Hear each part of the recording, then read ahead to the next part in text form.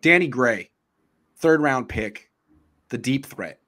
What do you think his role in the offense is going to be immediately?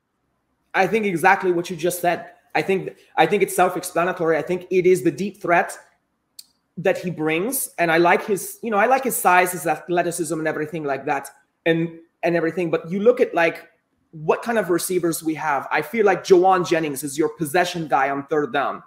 I feel like Deebo Samuel is your gadget player. You can be like, look, we're playing the Rams.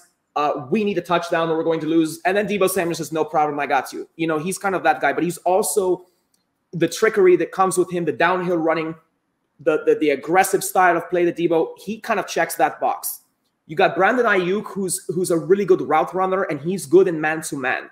So you kind of have that. So those are 3 amazing options already. And if that doesn't work, then you have George Kittle. Right. Juszczyk. But the one thing that the Niners have just been kind of like dipping their toe in the water with, they hoped Marquise Goodwin would just have this renaissance career.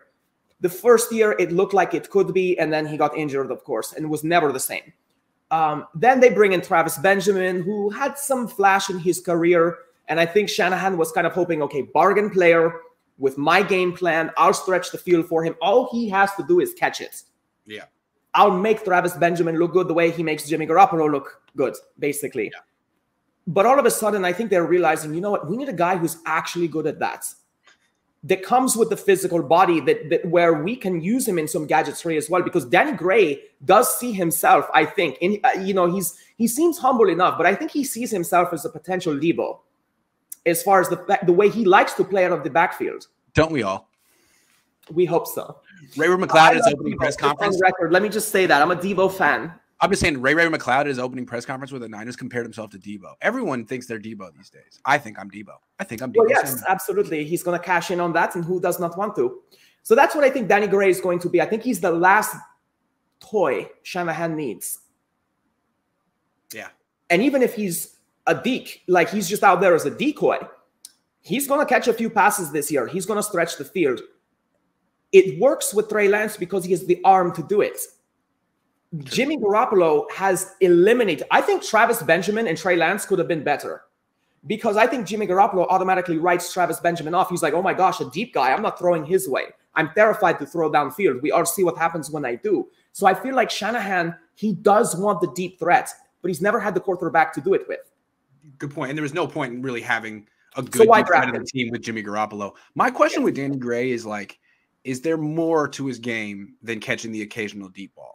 Because that's definitely valuable, but like if there's one more thing he could do, that'd be nice. Like end arounds, reverses. He can do those. He absolutely can. We saw that in college. Great. Then that's terrific, because again, like he's probably not going to be the guy you throw to on 3rd and 8. You probably don't want to throw to him over the middle, but you have 3-4 other guys you can do that with. Jennings, Ayuk, Kittle, Deebo.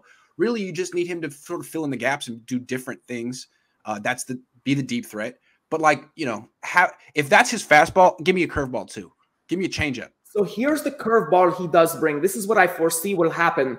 They're going to line up with Kittle and Deebo and Gray. And what will happen is Gray will go out wide as if he's going to just go straight vertical or something like that.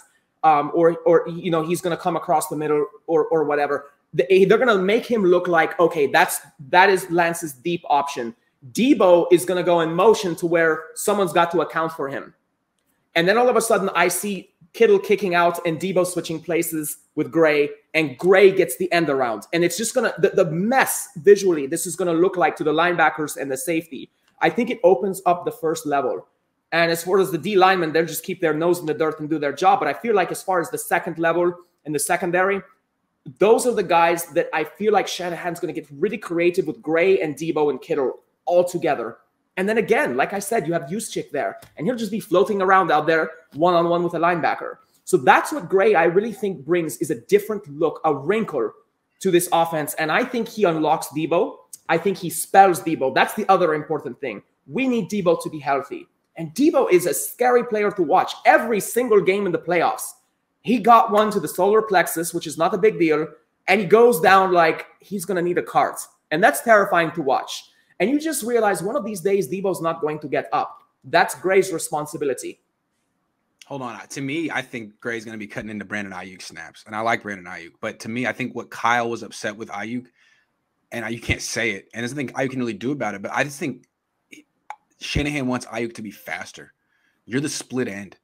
You know, you're supposed to run clear out routes a lot of the time, and Ayuk isn't. He's not a 4-3 guy. He's not a 4-4 guy. And I don't even think he wants to run clear out routes that much. I mean, if he's going to get the ball, fine. And he's going to catch big plays and catch some deep passes. But the reason he was in the doghouse last year is because they had Trent Sherfield running clear out routes instead of him. So maybe Danny, it's like, all right, man, you don't want to run those routes? Fine. Danny Gray, you're up. So Ayuk, you better watch out. It's coming for you. I wish we could know for certainty. You can kind of judge what you see like you just did. I wish we knew for certainty what Ayuk's attitude was, but you're right. I can see the speed being an issue as far as pushing him for route time. Yep. But I think Shanahan was looking for bargain, third round value, all around the receiver, can probably fill in at every position. He was like the 17th wide receiver drafted this year. So if you could get a quality backup. Receiver draft, it really was. Yep. Brian J says that tweet was hilarious. Grant, thanks. You're a legend. Appreciate it. You're a legend. Murphy says, if Trey isn't good this year, it further cements the fact that it was a mistake to draft him. Any year we aren't contenders with his core is a waste. If he's not good immediately, it was a dumb trade. Hindsight 2020, obviously everyone will say it was a bad draft if that happens. But I just, again, for all the reasons we have said that what Trey brings to the offense, this makes sense. And Jimmy Garoppolo, the ceiling is like right here with him. And that's the thing. It's like, how do you guarantee a Super Bowl appearance with Jimmy Garoppolo? But hold on, I disagree with Murphy. Like, what if so do I. That's my point. Yeah. Like what if Trey Lance wins a Super Bowl in his second year as a starter? Was it a dumb trade? I mean, to me, I think this team and this quarterback have the talent to do something like that. I'm not picking the Niners to win the Super Bowl this year because Trey didn't play last year, and that wasn't his choice. That was the Niners' choice. But yeah, I mean, if he wins the Super Bowl in year 2 as a starter, I don't think it's a dumb trade.